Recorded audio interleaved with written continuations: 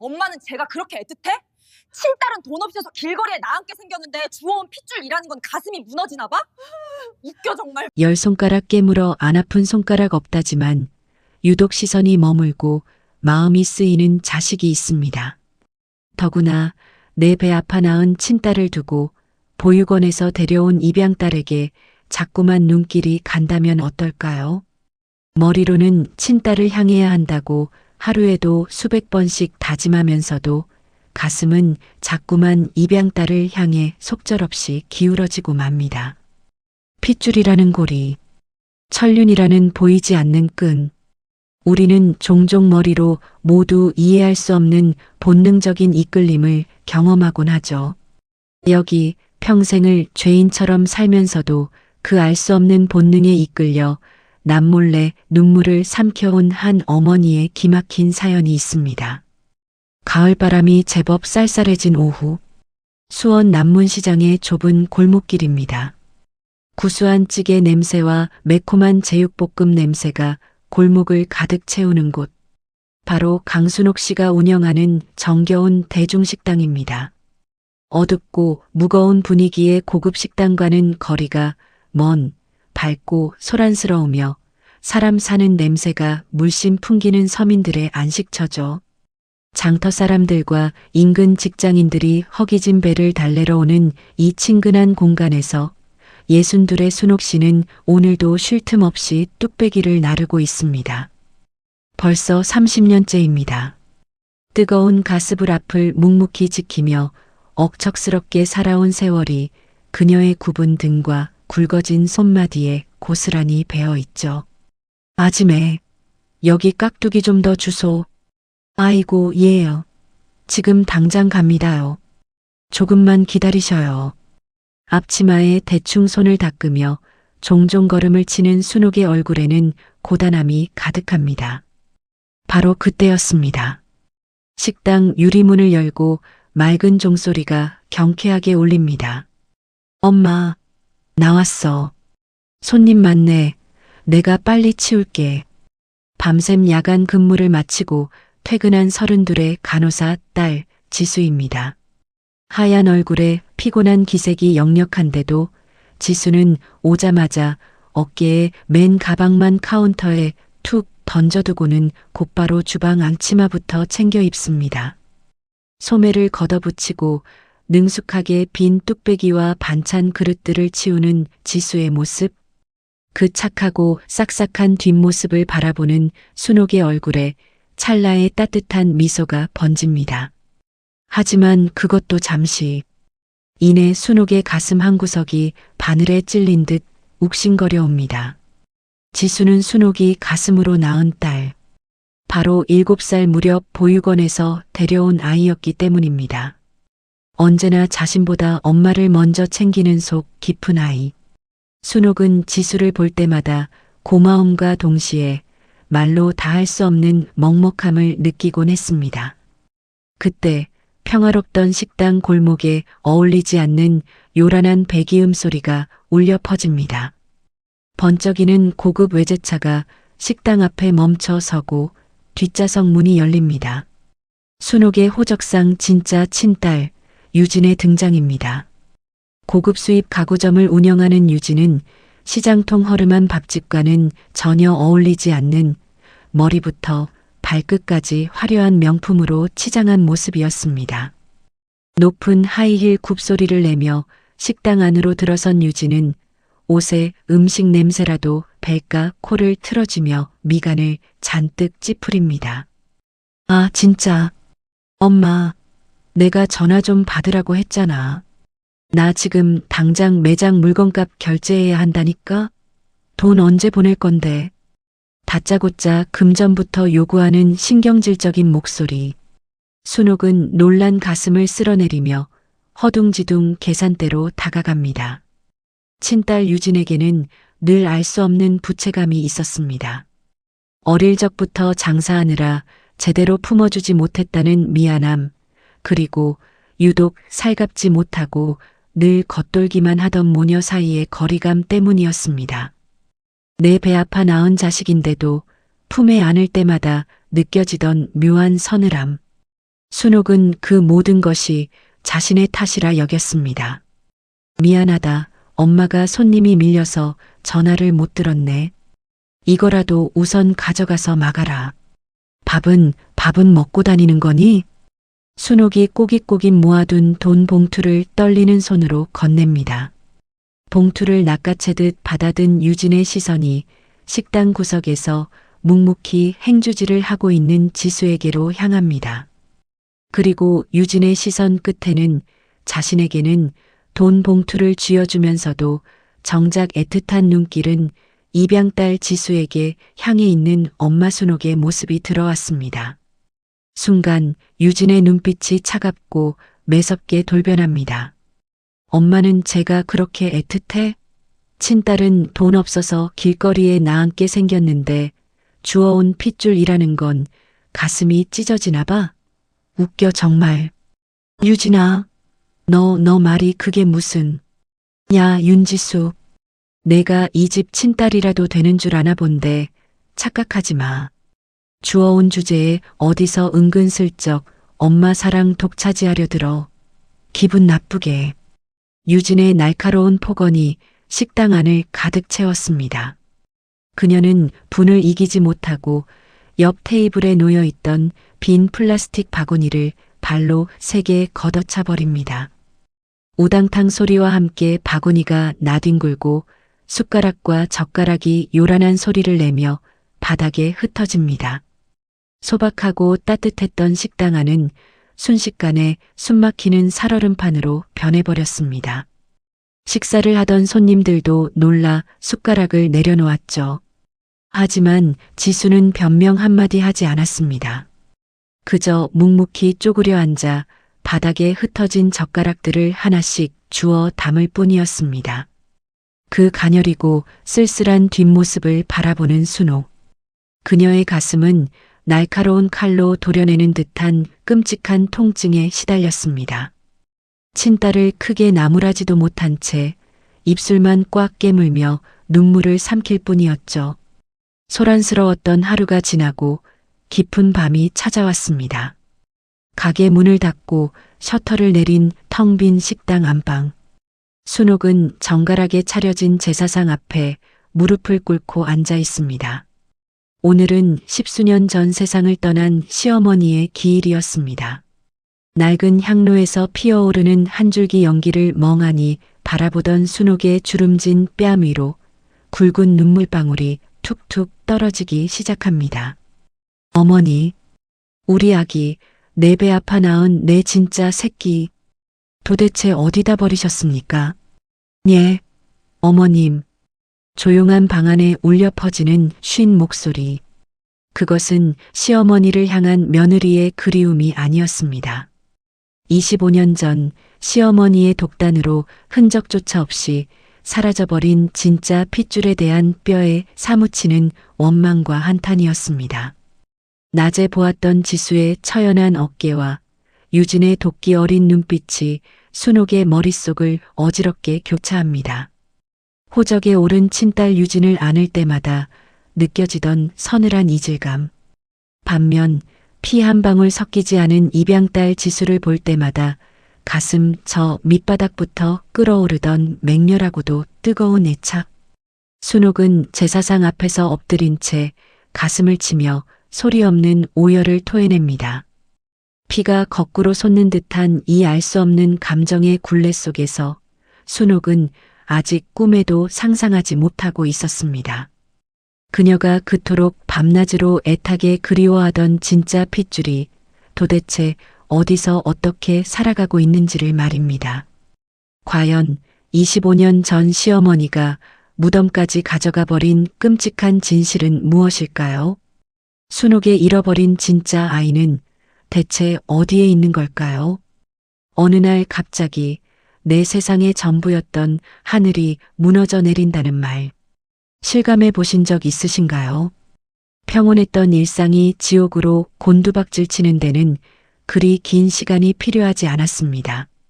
전화 한 통? 네, 무심코 받아든 단 한 통의 전화면 충분했죠. 언제나 당당하고 화려하게 빛나던 내 자식이 당장 내일 죽을지도 모르는 무서운 병마와 싸워야 한다면 부모의 갈갈이 찢어지는 억장은 이 세상 어떤 단어로도 감히 설명할 수 없을 겁니다. 여느 때와 다름없는 점심시간이었습니다. 수원 남문시장의 북적이는 식당. 앞치마를 두르고 쉴 새 없이 찌개를 끓여내던 순옥 씨의 손에서 쨍그랑 하고 무거운 뚝배기가 바닥으로 떨어져 산산조각이 났습니다. 가구점 매장에서 일하던 유진이 갑자기 피를 토하며 쓰러졌다는 응급실의 연락이었습니다. 불에 댄 듯 앞치마를 팽개치고 병원으로 달려간 순옥. 신발이 벗겨지는 줄도 모르고 숨이 턱 끝까지 차오르게 달려간 그곳에는 하얗게 질린 얼굴로 산소호흡기에 의지한 유진과 청천벽력 같은 의사의 진단이 기다리고 있었습니다. 급성 백혈병. 텔레비전 드라마에서나 나오는 줄 알았던 그 무섭고 끔찍한 병명이 순옥의 가슴에 날카로운 비수처럼 푹 꽂혔습니다. 다리에 힘이 풀려 차가운 병원복도 바닥에 털썩 주저앉아 버린 순옥. 눈앞이 캄캄해지고 온몸이 사시나무 떨리듯 떨려왔습니다. 미우나 고우나 내 배 아파 낳은 핏줄입니다. 평소에 그리 서늘하고 모질게 굴었어도 결국은 한 품에 안아줘야 할 내 자식입니다. 그 자식이 생사의 벼랑 끝에 섰다는 사실에 순옥은 숨조차 제대로 쉴 수 없었네요. 소식을 듣고 한 걸음에 달려온 건 지수였습니다. 같은 병원 응급실에서 간호사로 일하는 지수는 다른 환자를 돌보다 말고 유진의 병실로 뛰어들어왔습니다. 숨을 헐떡이며 언니의 침대 곁으로 다가선 지수의 두 눈에는 벌써부터 안타까운 눈물이 그렁그렁하게 맺혀 있었습니다. 하지만 죽음의 문턱에 선 유진의 태도는 순옥의 찢어진 가슴에 또 한 번 굵은 소금을 뿌리고 맙니다. 두려움에 떨며 엄마 품에 안겨오는 대신 유진은 무서울 정도로 차갑고 이기적이었습니다. 병상에 누워 파리해진 입술로 유진은 오직 자신이 살아남을 궁리만 계산하고 있었죠. 야, 윤지수. 너 간호사니까 어떻게 돌아가는지 잘 알 거 아니야. 나 살려면 당장 골수 이식 받아야 한대. 너부터 빨리 가서 검사 받아. 언니. 응, 알았어. 내가 바로 검사 받을게. 너무 걱정하지 마. 내가 어떻게든 언니 살릴게.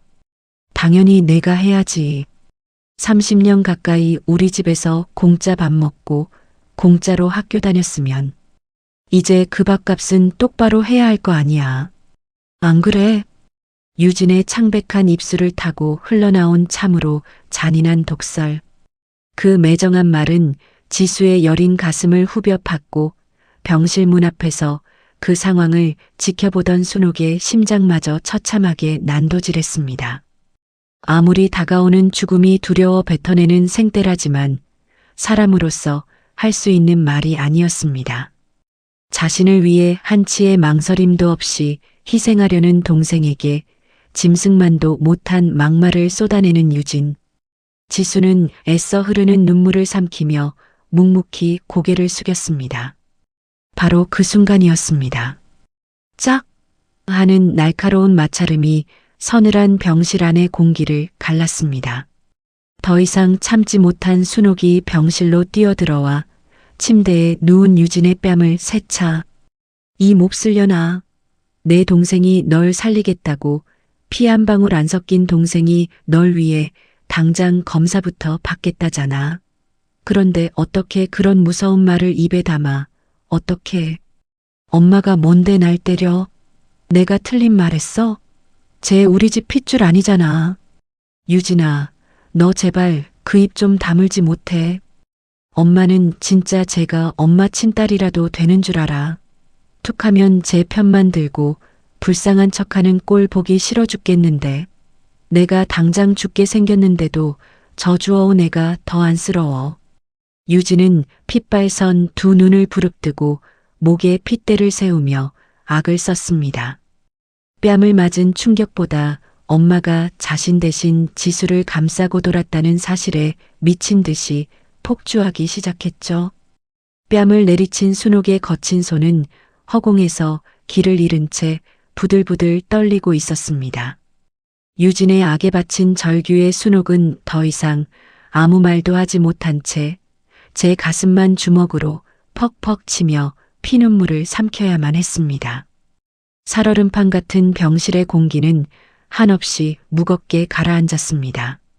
유진을 살리기 위해 지수는 붉어진 눈시울을 애써 감추며 묵묵히 유전자 조직 검사실을 향해 무거운 발걸음을 옮겼습니다. 30년을 함께 살을 맞대고 살아온 가족이기에 당연히 나누어야 할 짐이라고 생각했죠. 하지만 검사실로 멀어져가는 지수의 가녀린 뒷모습을 지켜보며 순옥의 텅 빈 가슴 깊은 곳에서는 자꾸만 까닭 모를 서늘하고 불길한 예감이 스멀스멀 피어오르기 시작했습니다. 골수 이식을 위해 필수적으로 거쳐야만 하는 가족 간 유전자 조직 검사. 과연 이 검사 결과는 벼랑 끝에 선 순옥의 가족에게 동아줄이 되어줄까요? 아니면 25년이라는 긴 세월 동안 판도라의 상자 속에 굳게 묻혀있던 끔찍하고도 소름 돋는 진실을 세상 밖으로 끄집어내는 지옥의 열쇠가 될까요? 거대한 폭풍우가 순옥의 인생을 향해 매섭게 몰아치고 있었습니다. 세상에는 영원한 비밀이 없다고들 하죠. 때로는 그 비밀이 무덤까지 묻혀있는 편이 나았을지도 모릅니다.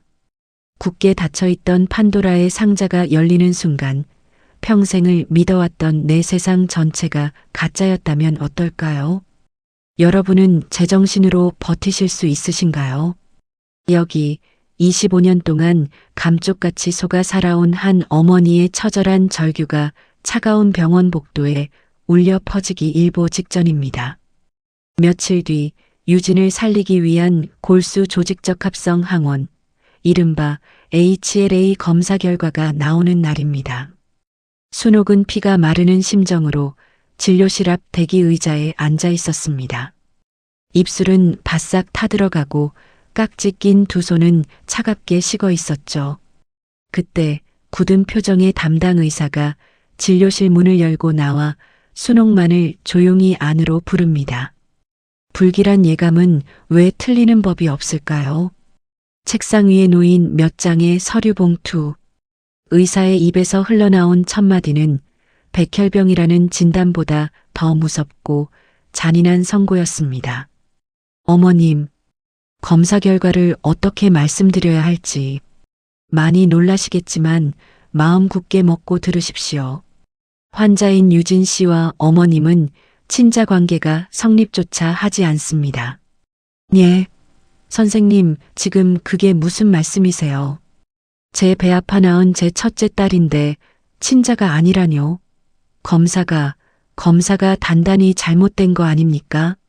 순옥의 심장이 덜컥 내려앉았습니다. 평생을 내 속으로 낳은 내 핏줄이라 굳게 믿고 살았던 큰딸 유진입니다. 그런데 피 한 방울 섞이지 않은 남이라니요. 기계가 고장난 게 틀림없다며 떨리는 손으로 책상을 짚는 순옥. 하지만 의사는 차분하게 숨을 고르며 차마 입에 담기 힘든 충격적인 진실 하나를 더 꺼내놓습니다. 유전자 검사에는 오류가 없습니다. 오히려 검사를 함께 받은 동생 지수 씨와 어머님의 유전자가 99.9% 일치합니다. 지수 씨가 어머님의 생물학적 진짜 친딸입니다. 99.9% 친자 일치. 하얀 종이 위에 선명하게 찍힌 그 숫자가 순옥의 동공에 무섭게 박혀옵니다. 입양딸로 알았던 지수가 내 진짜 친딸이라니. 그 순간 순옥의 머릿속은 벼락을 맞은 듯 하얗게 타들어갔습니다. 다리에 힘이 풀려 주저앉은 그녀의 뇌리로 25년 전 그날의 기억들이 산산조각난 유리 파편처럼 무자비하게 날아와 박히기 시작했죠. 남편이 지방 건설 현장으로 오래 발령을 나갔던 27의 매서운 겨울이었습니다. 순옥은 홀로 시어머니를 모시며 눈에 넣어도 아프지 않을 갓난아이를 키우고 있었죠. 어느 날 시어머니가 아이를 잠깐 업어 재우겠다며 포대기를 싸서 나갔다 돌아왔습니다. 순옥이 잠든 아이의 얼굴을 쓰다듬었을 때 어딘지 모르게 묘하게 아이의 생김새가 달라져 있었습니다. 순옥이 불안한 마음에 물었을 때 시어머니는 오히려 역정을 냈었죠. 핏덩이 얼굴은 하루에도 12번씩 바뀌는 거라며 유난 떨지 말라고 호통을 쳤습니다. 모든 퍼즐이 소름 끼치도록 정확하게 맞아떨어졌습니다. 죽은 남편은 밖에서 딴살림을 차려 아이를 낳았습니다. 시어머니는 아들의 불륜 사실을 숨기고 며느리인 순옥을 속이기 위해 며느리가 낳은 진짜 친핏줄을 몰래 고아원에 내다 버렸습니다. 그리고 그 자리에 아들이 밖에서 낳아온 혼외자 유진을 슬쩍 눕혀놓았던 겁니다. 이 얼마나 무섭고 끔찍한 기만입니까? 며느리의 핏줄을 헌신짝처럼 내다버리고 아들의 불륜 자식을 친딸로 둔갑시킨 시어머니. 남편이 죽은 뒤에도 그 악독한 시어머니의 대소변을 받아내며 병수발을 들고 평생을 바쳤던 순옥입니다. 허망한 세월에 대한 분노가 활화산처럼 치솟아 올랐습니다. 하지만 순옥의 가슴을 가장 미치게 후벼 파는 건 따로 있었습니다. 바로 못난 어미인 자신입니다. 제 배 아파 낳은 진짜 새끼를 눈앞에 두고도 25년 동안 알아보지 못했습니다.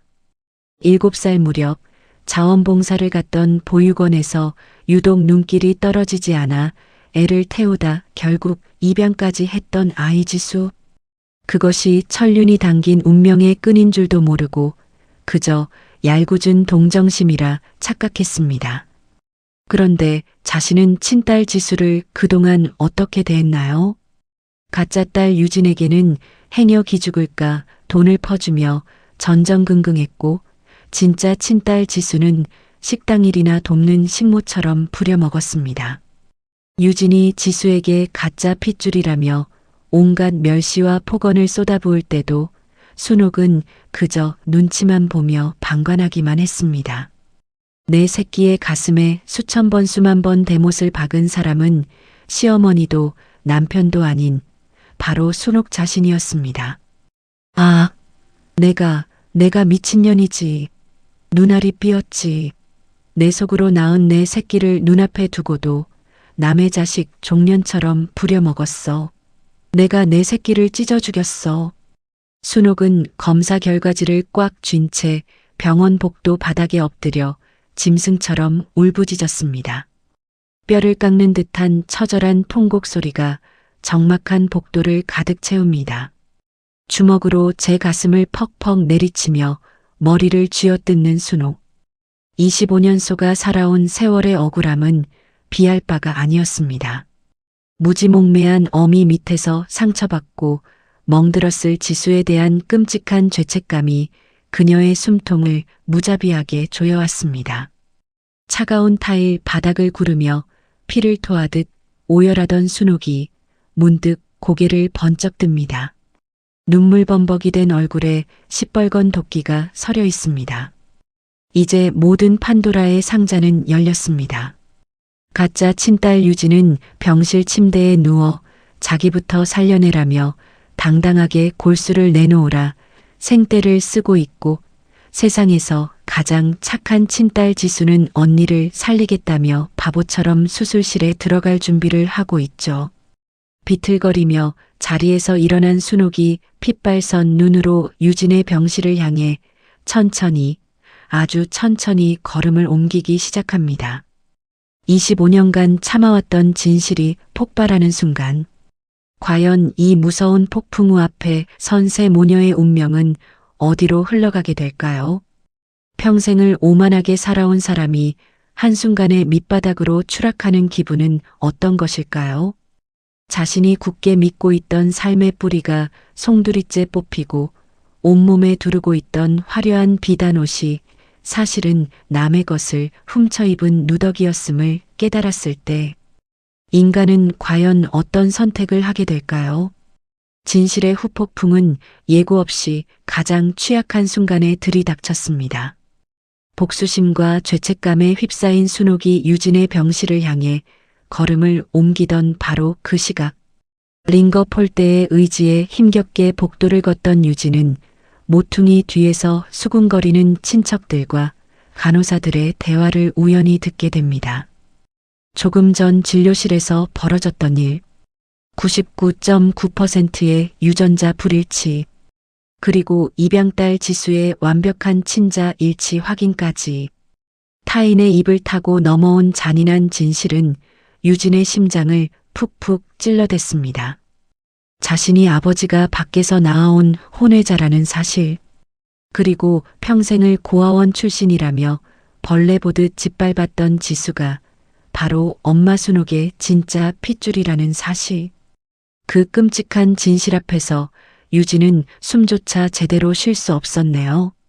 그동안 유진은 수입 가구점 점장이라는 알량한 직함을 내세우며 얼마나 거만하게 굴었습니까? 남문시장 좁은 주방에서 뚝배기를 나르며 뼈 빠지게 고생한 엄마의 등골을 제 것인 양당연하게 빼먹었습니다. 지수에게는 밥값을 하라며 골수 이식을 강요하고 가슴에 지울 수 없는 모욕을 줬었죠. 그 모든 표독스러운 악행이 거대한 부메랑이 되어 유진의 목을 조여왔습니다. 자존심이 와르르 무너져 내리는 처절한 수치심에 유진의 파리한 온몸이 사시나무처럼 떨렸습니다. 발걸음은 홀린 듯이 텅 빈 병원 옥상으로 향했습니다. 차가운 늦가을의 바람이 옥상을 날카롭게 휘감고 있었죠. 얇은 환자복 하나만 걸친 유진은 비틀거리며 옥상 난간 끝으로 다가섰습니다. 아래를 내려다보니 아득한 현기증이 일었습니다. 이제 자신이 살아갈 이유는 단 하나도 남지 않았습니다. 살아서 저 무서운 백혈병을 이겨낸다 한들 대체 무슨 염치로 엄마와 지수의 얼굴을 볼 수 있을까요? 가짜 주제에 친딸 행세를 하며 진짜의 자리를 빼앗고 군림했던 시간들. 그 엄청난 죄책감을 견디며 살아갈 자신이 유진에게는 없었습니다. 천천히 난간 위로 한쪽 발을 올렸습니다. 눈을 질끈 감고 이 모든 끔찍한 생을 끝내려던 찰나였습니다. 언니, 안 돼.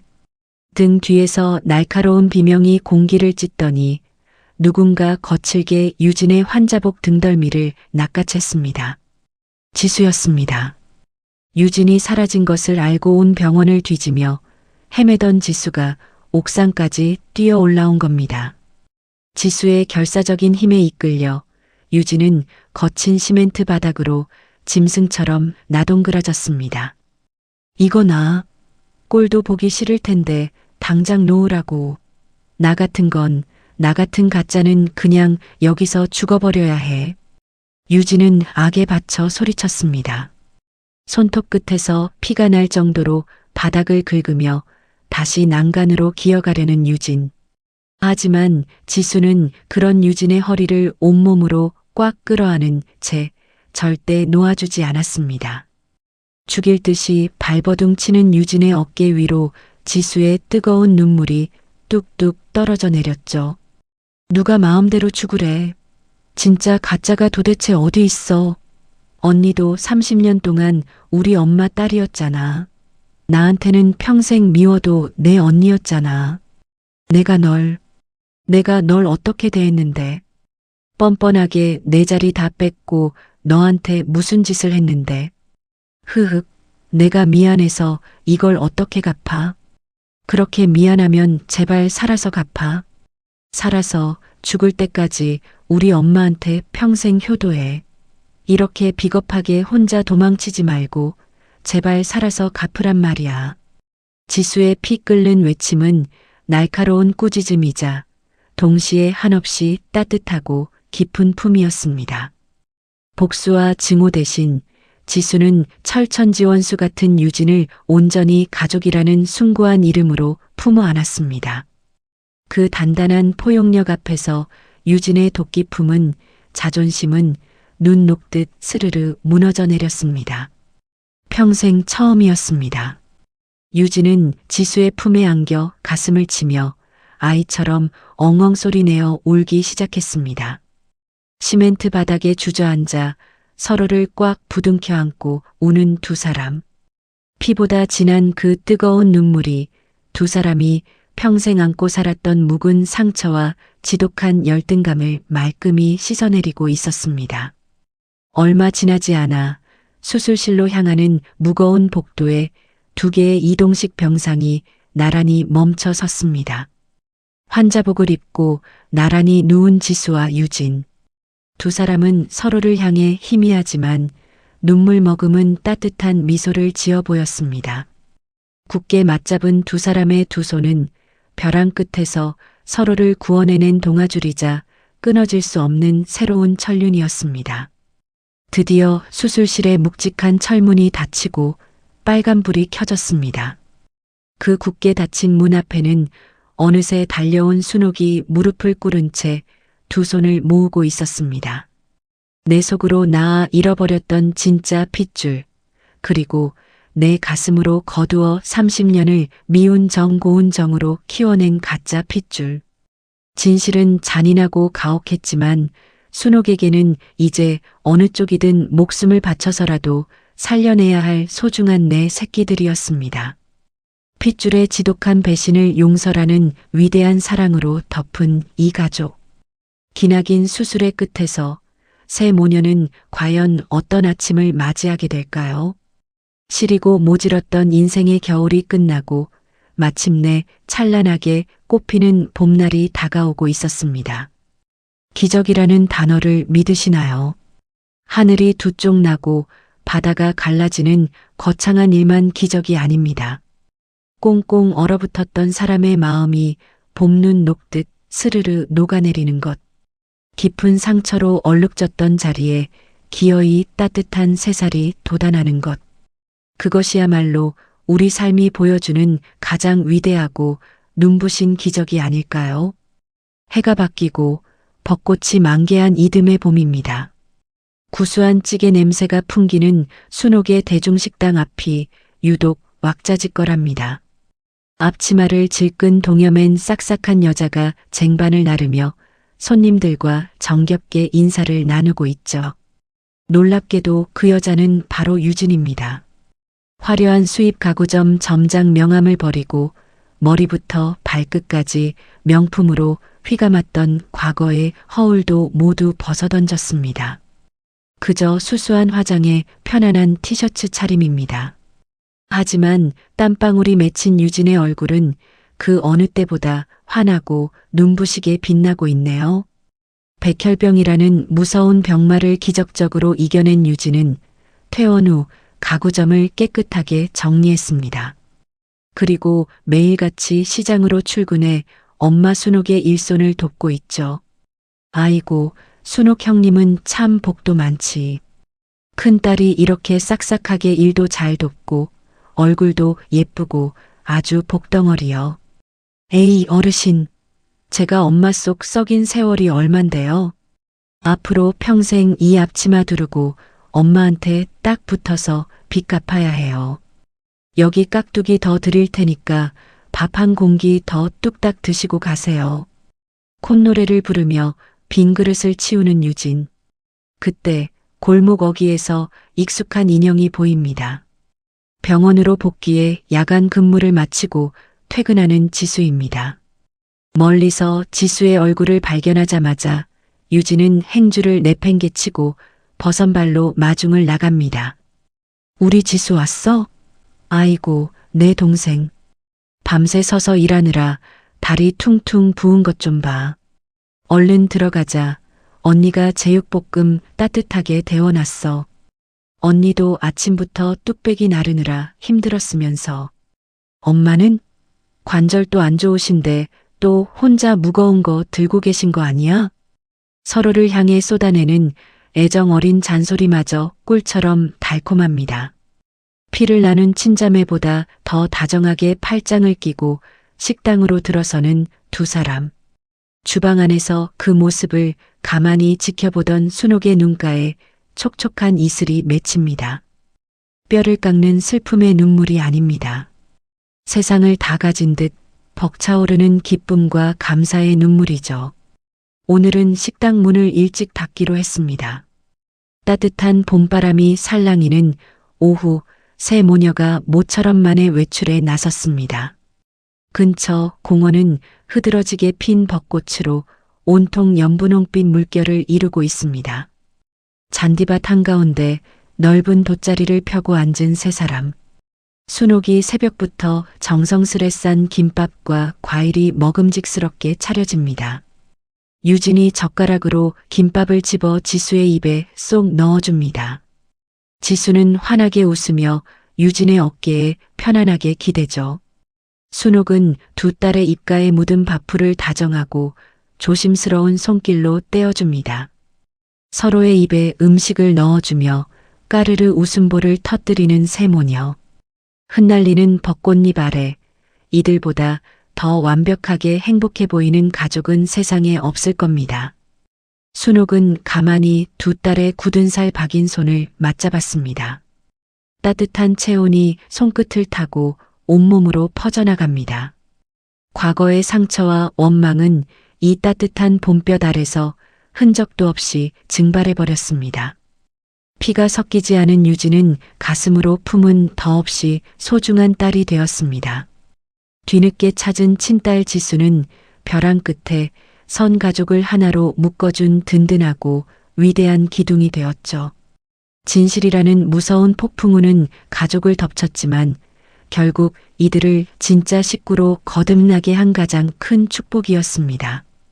그래, 가족이라는 게 별거 있더냐? 피로 맺어졌다고 다 가족이 아니야. 서로의 모자란 곳을 채워주고 아픈 상처를 눈물로 보듬어 안으면서 그렇게 진짜 식구가 되어가는 거지. 피보다 진한 사랑. 그것은 조건 없는 용서와 숭고한 희생으로 완성되는 법입니다.